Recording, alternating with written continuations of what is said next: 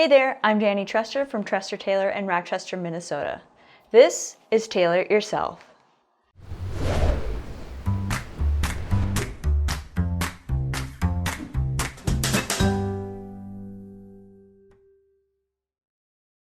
In this video, I'm going to show you how to take the waist in on a pair of jeans or other casual style pant.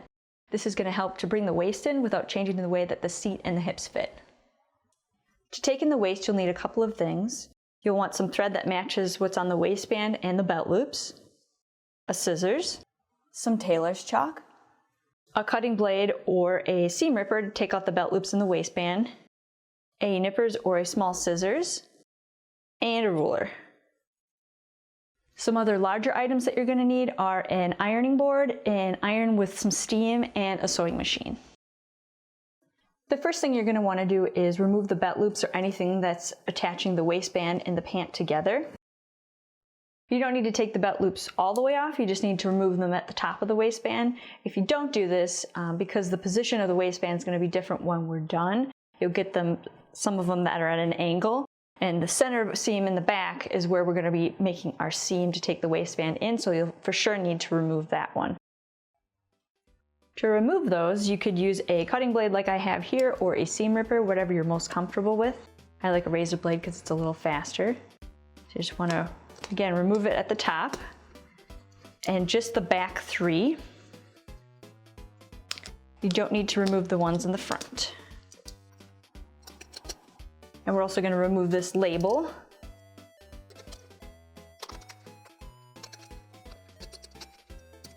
It's up to you whether you want to put any tags or labels back on. This one is made out of paper and it's kind of flimsy and it's already ripped, so I'm just going to leave it off. But if you have a nice leather patch or something that has branding on it that you'd like to keep, you're welcome to put that back on at the end. Or if there's a lot of discoloration underneath, this one has a little bit, it's a little bit darker a lot of times when you remove that patch. If you want to keep that from being visible, you can put the patch back on. But again, the pant is going to be shifted a little bit from the waistband, so it may not matter anyway. So this one, I'm just going to get rid of it.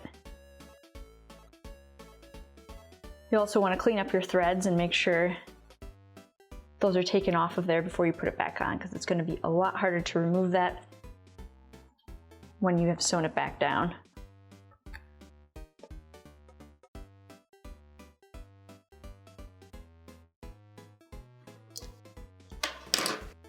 Now that we have our threads cleaned up, we're going to flip our pants inside out. This will get us easier access to the inside. And we've got a couple more labels here. I'm going to remove those as well.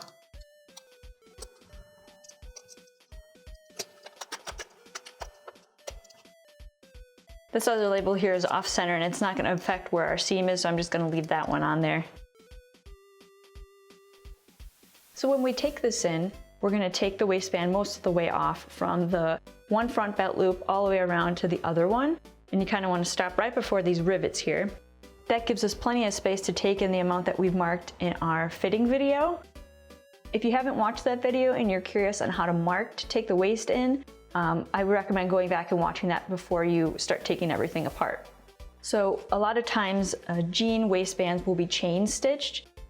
This means that the thread is sewn in a loop, so once you start it, you can sort of pull the rest of it out, and it makes taking the waistband apart a lot easier. It's a little bit of a trick to know how to do it, but once you do know, it makes things go a lot quicker, but you can also pick them by hand if you can't really quite figure out how to get that started. If you look at the back side of your thread, you can see that there's kind of loops. It's more than just one thread that's in there, and that's kind of your indicator that it's been chain stitched. And you can also see the top of the waistband has that as well. Typically, chain stitch waistbands go from left to right. So what we'll do is, and this is again is our front rivet, that's our starting point. We're gonna just kind of nip one of those threads. And then we're also going to nip our stop point, because once you start pulling and the whole thing comes out, it's easy to go past the point where you want to stop. So before we start pulling, we'll also nip our stopping point. So then we'll go back to the left side of it. And if you can see how we're going to do this here. Where we've snipped there, we'll go to the next full loop And if we pull the top portion, we can see that that little leg comes off of there. And we're gonna wanna take that leg. Sometimes you gotta lift the rest of it. And you can see how there was that little loop there.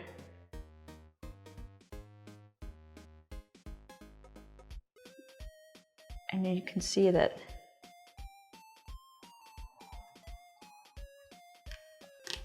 we can pull that whole thing out there. If you find that you get stuck or that it won't come, you can kind of clip that next one and you should be able to keep pulling it. And you want to remove that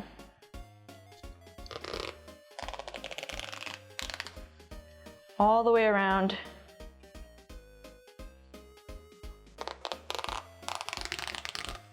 till we get to our other stop point, which again was before this rivet here. So now if we go to the outside of the waistband, we can put our nippers in there and grab that, and the whole thing should come off on its own. And we'll just nip it off the start point and nip that off the stop point. And now our waistband is free from the rest of the pants. So here we have our center back, and that's where we've marked it to take it in. We also want to remove the top stitching, the chain stitching off of the top of the waistband. We don't need to go all the way around. We can just do the very part that we're taking in there. This is going to allow us to open it up and make a seam. So just maybe about an inch or two past where the markings are, you'll want to again nip the start point and the stop point, and then go back to the left side.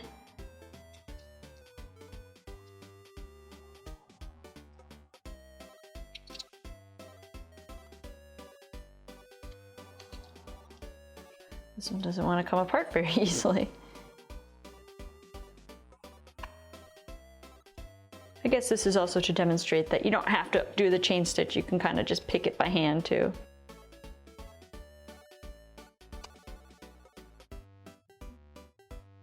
And the reason why that's happened is because they've stitched it, instead of going this way, the chain stitch is going that way. So that's one thing you can look at. If you're having trouble getting it started one way, it may be because it's supposed to go the other direction. So you can see how this little tail here is come free.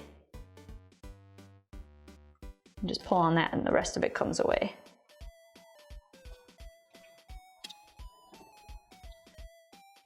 All right, so now we're ready to mark and measure and sew the seam on the waistband.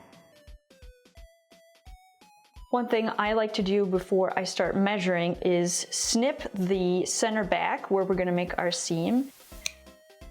I like to put a snip there, that way I know exactly where the center is, so when I make my seam it's not going to be off center when I put it back on. So now we're going to want to measure and transfer our marks for how much to take the waistband in. This one measures pretty much exactly 1.5 inches. So what we'll do is open up our waistband and we can kind of see where our center is because we have that cut there. We'll fold it in half on that snip and then mark 3/4 inch because 3/4 of an inch is 1/2 of 1.5 inches. And because we're going to be sewing this on the fold, we'll only need to measure for 1/2 of what our full total measurement is. And one other thing that I like to do before I start sewing is put some pins where the folds are. There are certain wear lines along the waistband that I want to try to line up as best as possible to avoid the lines getting off center because it sort of shifts as you sew it. I like to put a pin at the top of the waistband there, which helps hold it a little bit better. And you can see it's going to be lined up once we get that sewn. So now we'll take it over to the sewing machine and sew the center seam on our waistband. The first thing you want to do is set up your machine with a thread that you're going to use to sew your waistband down.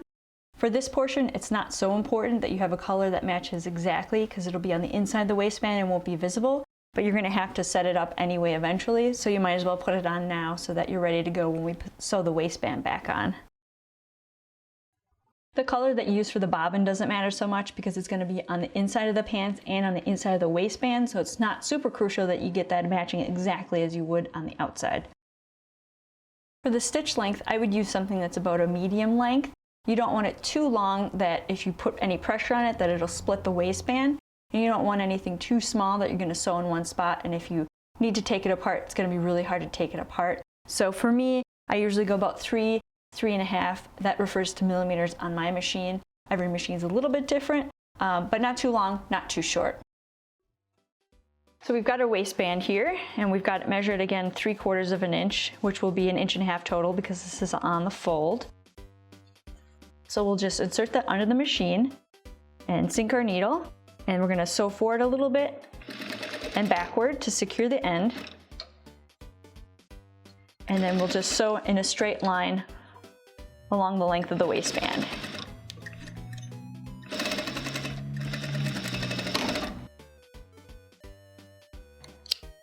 As I'm sewing that, I'm also trying to line up the lines on the waistband so that when we flip it back over, all these lines line up. And we can see that we put a pin on the center one there, and that one lines up really great, and these other two match pretty well. So I think we've done a good job trying to get that lined up. So what we'll want to do after this so that we can press it flat and get it laying nice and smooth is cut along the rest of our fold here. If you're taking these in a fair amount, you'll want to snip some of that. I would say leave about 1 inch maximum on either side. If you leave too much in there, it can get a little bit bulky, but you want to leave a little extra so that if you ever want to make adjustments, there's some fabric in there. So yeah, this one's 1.5 inches, so that is plenty that we could just leave in there. The next thing we'll do is press this flat and fold the waistband back together so that we can put it back on the rest of the pants. Once you're at the ironing board, you just want to take your iron and use the steam to press this seam flat that we've just made.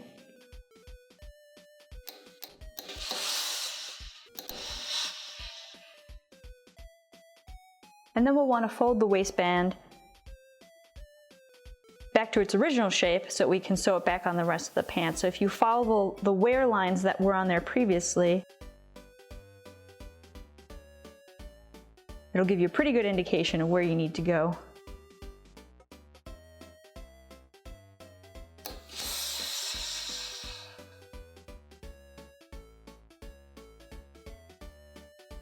Sometimes you need to adjust it just a little bit because you want to make sure it's the same shape. So when we sew this back on, we'll sew all the layers together, and if something's a little bit off, you may not catch it all the way. It's important that you maintain the original shape. So now that the waistband is pressed back into shape, we'll take it back over to the sewing machine and sew it on the rest of the pants.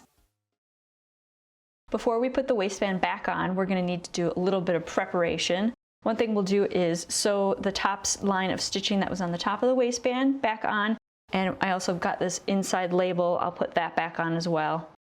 For the rose stitching on the top of the waistband, it's a different color than the bottom of the waistband, so I'm just going to switch that out real quick so that they match.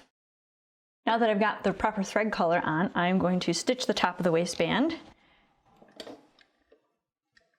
I'm also going to increase the stitch length on my machine because the jean stitching is a little bit wider, so I'm just going to turn it to the maximum that my machine will go.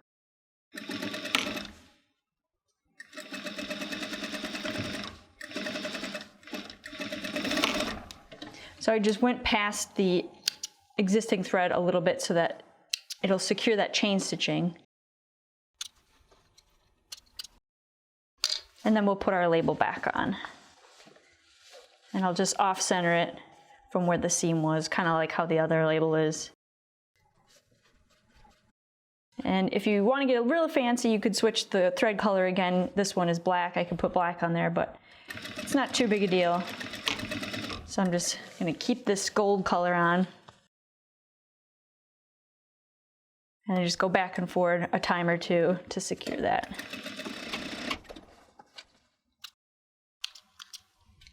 Now I'm going to put back on the light gray thread, which was the color that's used to sew on the bottom of the waistband.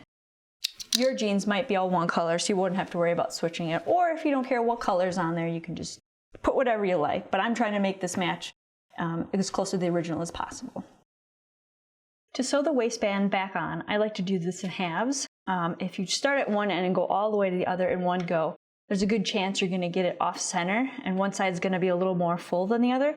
So to avoid that and to keep it proportional, I start at the center back and go forward, and then work from the other side.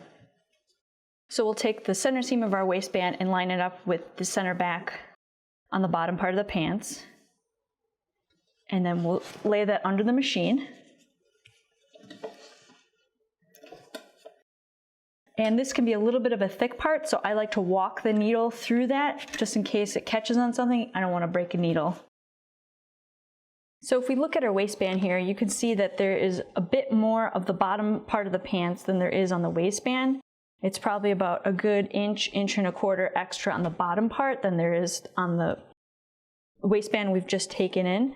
So what we're going to do is, as we sew this back on, we're going to pull the waistband and then sort of scoot in a little bit more of the bottom part. It's called easing in, so that when we get to the end, there's no wrinkles or tucks or pleats. Everything lines up. It's just that there's a little bit more fullness on the bottom than there is on the waistband. But if we do this correctly, it'll lay nice and smooth.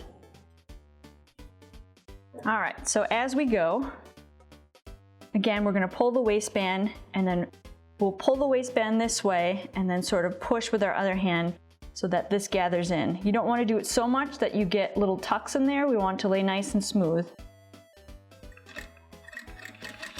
But you'll just sew forward a couple of inches and then reassess and relay the fabric. And again, just pull the waistband and push the bottom part forward. And you can always sink your needle when you get to a stopping point so that if you're pulling on things, it doesn't shift around at all. And this will be easier or harder depending on how much stretch there is in the fabric. If there's a lot of stretch, it's going to be a lot easier to pull that waistband to get the rest of it back in. It's a very stiff denim, like a raw denim. This is going to be a little bit trickier, and you're going to be limited in how much you can take it in. And again, you want to line up the waistband. You can see where the old wear lines are from where they used to lay.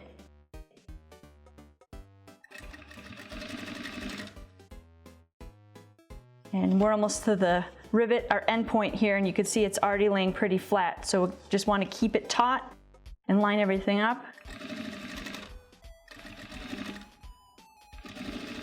Going little bits at a time.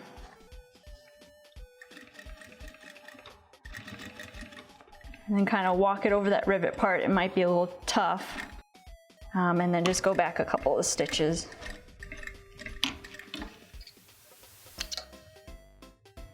And there we have the one side sewn on. But if you look over the waistband, you can see it's laying nice and flat. There's no wrinkles or tucks anywhere. And that's exactly what we want to see. There may be a couple threads from the inside of the waistband that peek out, but you can just snip those off. And then we'll snip our threads from where we started. And then we'll go to the other side of the waistband, and we'll start at the rivet and then work our way towards the center back. And again, just go forward a couple of stitches and then go back. And get everything lined up. You can pull the waistband towards you and push the bottom forward a little bit. Go a few inches and then realign. Pull the waistband and push the bottom part away from you.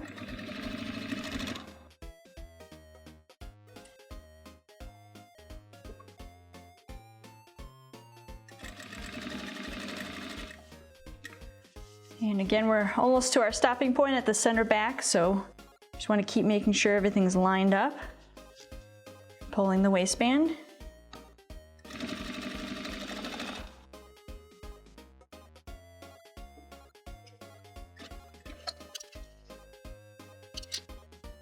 So I just want to point something out to you. I could feel as I was sewing that I could notice that the lump underneath was going away, and that's because the back side of a waistband has gone out of alignment, so we've sort of gone off that. So if we would have left that, this part of the waistband wouldn't have been sewn down. So I'm going to take that apart and go back to about where this belt loop was and realign that.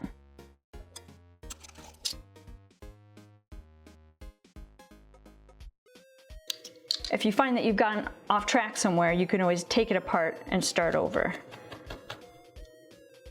Since we're working on fabric and not leather, you know, you can make those mistakes. You can put holes in things and it's not noticeable. So we're just going to remove all our stitching and start that over again.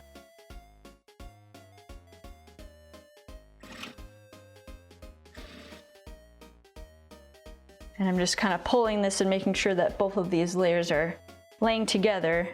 And you can kind of feel with your finger underneath here where the lip of that other layer is. And they're lining up right now, so. And now we're approaching the thick part of the waistband, so I'm just gonna walk the needle over that so I don't break my needle. And then I'm gonna go back a couple of stitches to secure that. And now the waistband is back on. And if we look at that, you should see that it's off a little bit, but the center seam of our waistband lines up pretty well with the center seam of the waistband. And once we put our belt loop back on, that seam will be covered up. So if you do get off just a tiny bit, it won't be noticeable. But as long as everything is laying smooth and there's no tucks anywhere, you can have a little bit of wiggle room.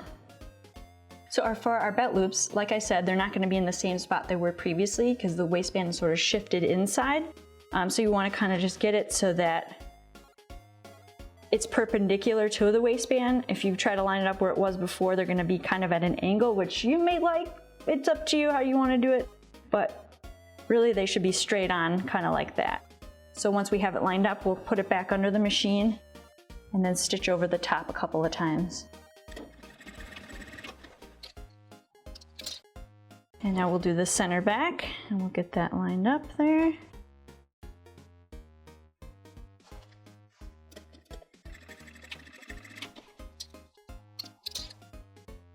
And our last one.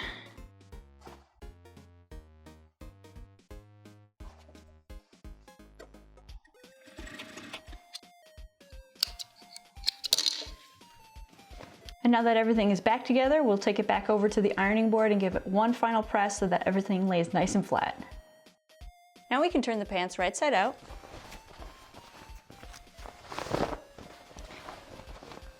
And you want to place them on the edge of your board or whatever flat surface you're using. Just give a nice flat press surface.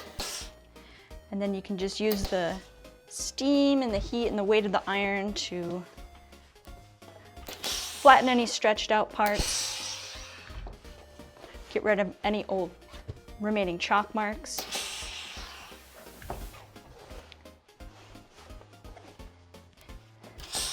Just give it that nice final look that's nice and clean.